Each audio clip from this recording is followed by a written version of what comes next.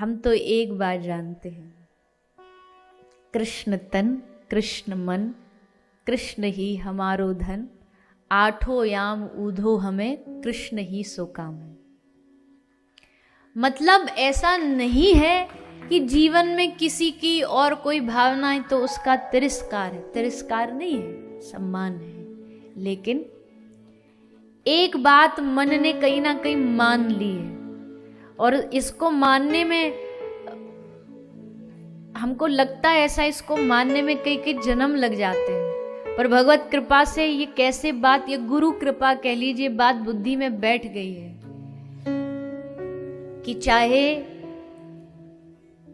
सुख है, चाहे दुख है, चाहे परिस्थितियां अच्छी हैं, चाहे बेकार है, चाहे बहुत बेकार है, कहीं भी किसी से कुछ भी कहने की कराने की जरूरत नहीं है। तुम्हारे अपने प्रभु तुम्हारे साथ है, उनके सामने जाओ, उनके सामने बैठ करके उनको याद करके, अगर कभी परिस्थिति इतनी भयानक हो रही है, मन में चिंता हो रही है, घबराहट हो रही है, तो जाओ ठाकुर जी के सामने बैठ करके 2 आंसू बहा दो, बस। इससे ज्यादा हमको कहीं भी भटकने की जरूरत नहीं। आप सब तो वैष्णव परंपरा को निभाने वाले लोग हो,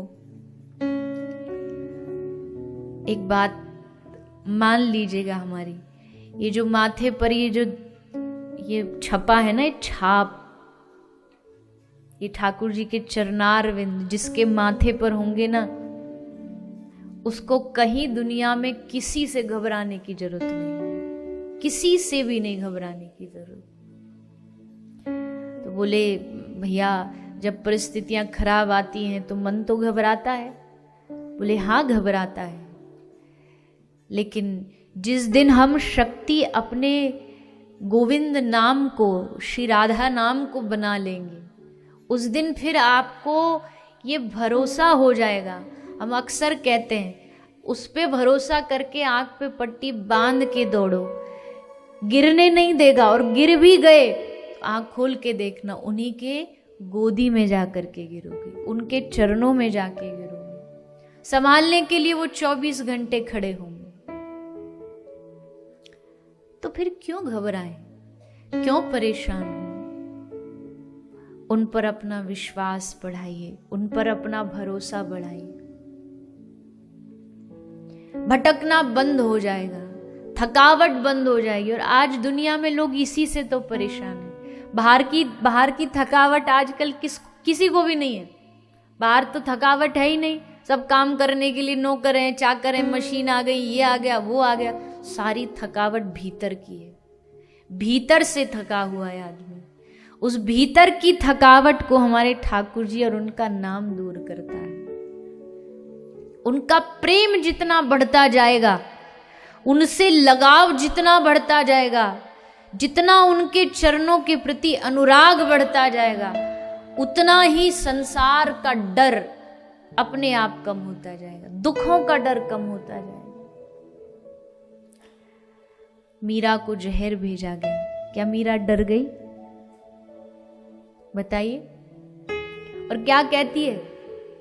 राणा जी माने फिर जहर मोकला, मतलब एक बार में मजा नहीं आया, दोबारा भेजो। जो तुमने गिरधर का चरणामृत भेजा ना, उससे भी तृप्ति नहीं हुई, और भेजो, और विष भेजो। मैं उस विष का कृष्ण नाम लेकर के फिर से पान करूंगी।